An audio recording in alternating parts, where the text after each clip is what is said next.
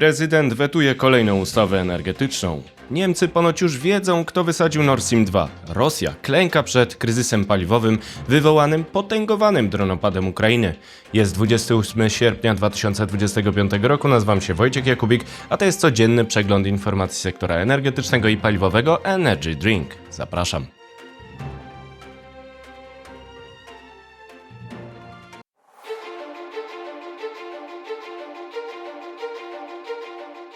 Partnerem kanału Energy Drink jest Orlen. Zaczynamy jak zawsze od informacji dnia. Rosja klęka przed kryzysem paliwowym i potęgowanym dronopadem Ukrainy. Rząd rosyjski musi przedłużyć zakaz eksportu benzyny przez skok cen o 1/3 i niedobory wywołane atakami dronów Ukrainy, które uderzają coraz szerzej infrastrukturę paliwową. Jak Rosja reaguje na potęgowany dronopad Ukrainy? Kreml przedłużył 27 sierpnia embargo na eksport benzyny obowiązujące w sierpniu na okres do 31 października. Zakaz obowiązuje do 30 września wszystkich producentów produktów naftowych, a od października tylko producentów benzyny. Cena hurtowa benzyny w Rosji rośnie pomimo embargo. AI 92 podrożała od początku czerwca do 21 sierpnia o 26,97% do 73 tysięcy rubli za tonę. AI 95 podrożała w tym czasie o 34,9% do 82 tysięcy rubli. Zakaz eksportu benzyny jest wprowadzany od 23 roku, od kiedy trwają ataki dronów Ukrainy na rafinerie rosyjskie, powodując nieplanowane przestoje i przerwy dostaw paliw na rynek, szczególnie dotkliwe w sezonie żniw i turystycznym. Ataki Ukrainy obejmują już nie tylko rafinerie. Najnowszy atak nastąpił według informacji wywiadu wojskowego Ukrainy HUR 26 sierpnia. Dotknął ropociąg Riazań-Moskwa zaopatrujący stolicę Rosji w paliwa. Wcześniej doszło do kilkukrotnego ataku na ropociąg Przyjaźń oraz na terminal gazowy Nowateków w Ust-Łudze na Bałtyku. Jakie są skutki ataków dronów Ukrainy na rafinerie w Rosji? Według kalkulacji Reutersa ataki Ukrainy na 10 rafinerii w Rosji doprowadziły już do utraty 17% mocy przerobowych w tym kraju, czyli 1,1 miliona baryłek. Niedobory na południu i Dalekim Wschodzie zmuszają Rosjan do tankowania najdroższej mieszanki i stania w długich kolejkach. Trudna sytuacja na rynku niesie negatywne implikacje dla władz, zmuszając je do interwencji, tłumaczy Filip Rudnik z Ośrodka Studiów Wschodnich w Analizie. Zarówno proinflacyjny charakter wzrostu cen paliw, jak i występowanie punktowych braków zaopatrzeniowych Kreml postrzega jako potencjalne źródło napięć społecznych. Co więcej, wyłączenie części zdolności rafineryjnych rodzi konieczność przekierowania wolumenów produktów ropopochodnych z innych zakładów, co obciąża kolej i powoduje zatory logistyczne, wylicza Rudnik. Niemożność przerobu ropy naftowej prowadzi zaś do zwiększenia eksportu surowca, wzmagając presję na obniżenie globalnych cen i co za tym idzie, powoduje niższe wpływy do budżetu federalnego z tytułu opodatkowania sektora, podsumowuje analityk OSW. Sytuację pogarsza fakt, że rosyjskie władze nie są gotowe do strukturalnej poprawy funkcjonowania rynku.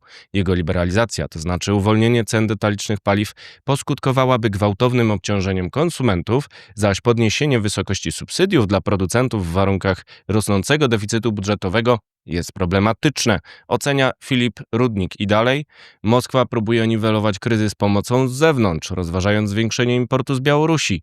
Decydenci zdecydowali się na ten krok w 2024 roku podczas pierwszej fali ukraińskich uderzeń. Stanowi to jednak jedynie krótkoterminowe remedium i odracza wprowadzenie rozwiązania systemowego. Czytamy dalej. Jak zatem dronopad Ukrainy wzmacnia sankcje Zachodu wobec Rosji? Ataki Ukrainy na infrastrukturę paliwową Rosji są coraz intensywniejsze i wykraczają poza rafinerie. Stają się narzędziem nacisku na Kreml, które oprócz sankcji Zachodu podnosi koszty kontynuacji inwazji. Mimo to Rosjanie kontynuują powolne postępy ofensywy w Donbasie. Czas na pozostałe wieści. Na początek z Polski. Weto ustawy o zapasach. Prezydent Karol Nawrocki odmówił podpisania ustawy z dnia 5 sierpnia 2025 roku o zmianie ustawy o zapasach ropy naftowej, produktów naftowych i gazu ziemnego oraz zasadach postępowania w sytuacjach zagrożenia bezpieczeństwa paliwowego państwa i zakłóceń na rynku naftowym oraz niektórych ustaw.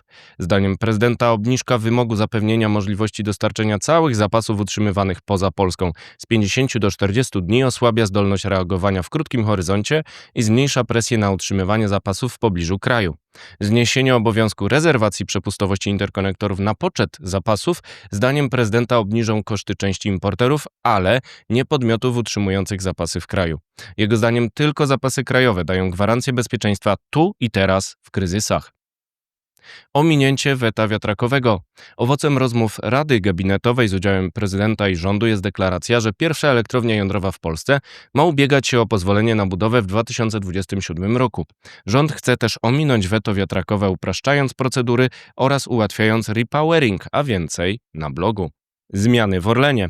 Rada Nadzorcza Orlenu odwołała 2 członków zarządu, nie podając przyczyny. To Magdalena Bartoś, wiceprezes do spraw finansowych, oraz Artur Osuchowski, członek zarządu do spraw zrównoważonego rozwoju i transformacji energetycznej.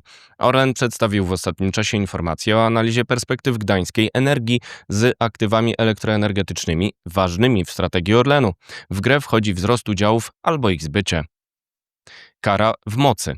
Sąd apelacyjny utrzymał decyzję Urzędu Ochrony Konkurencji i Konsumenta o karze 40 milionów euro na Gazprom za nieudzielenie informacji o projekcie Nord Stream 2, potrzebnych do oceny wpływu tego projektu na bezpieczeństwo energetyczne Polski.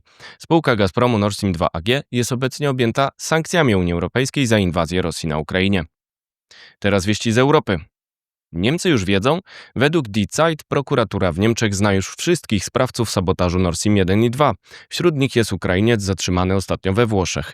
Prokuratura wystawiła nakazy. Gazeta pisze, że Berlin ma problem z podjęciem tematu w czasie inwazji Rosji na Ukrainie. 26 września 2022 roku sabotaż zniszczył obie nitki Nord Stream 1 i jedną z 2 Nord Stream 2. Nie dla chińskich turbin. Niemiecki inwestor morskich farm wiatrowych rezygnuje z turbin chińskich. Firma Luxcara zmieniła dostawcę turbin dla farmy wiatrowej Waterkant z Mingyang na Siemens Gamesa. Podjęlibyśmy tę samą decyzję ponownie, twierdzi jej prezes. Projekt Waterkant budził kontrowersje polityczne ze względu na rosnącą zależność Europy od komponentów OZE z Chin.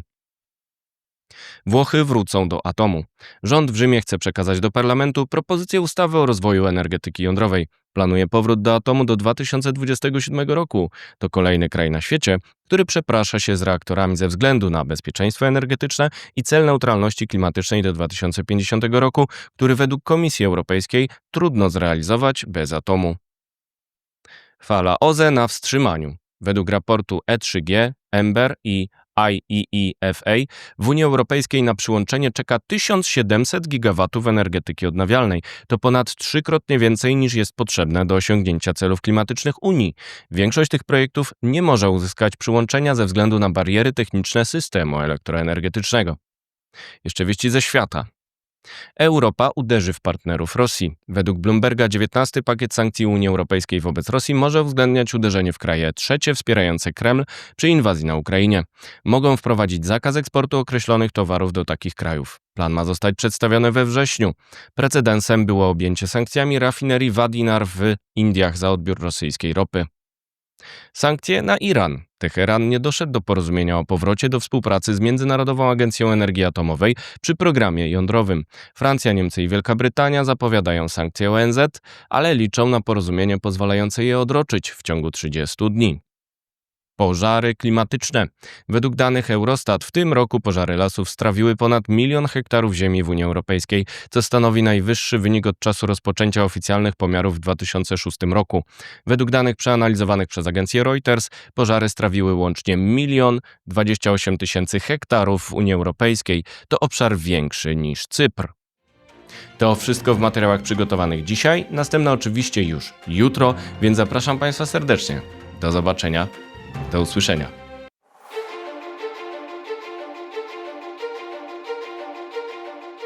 Partnerem kanału Energy Drink jest Orlen.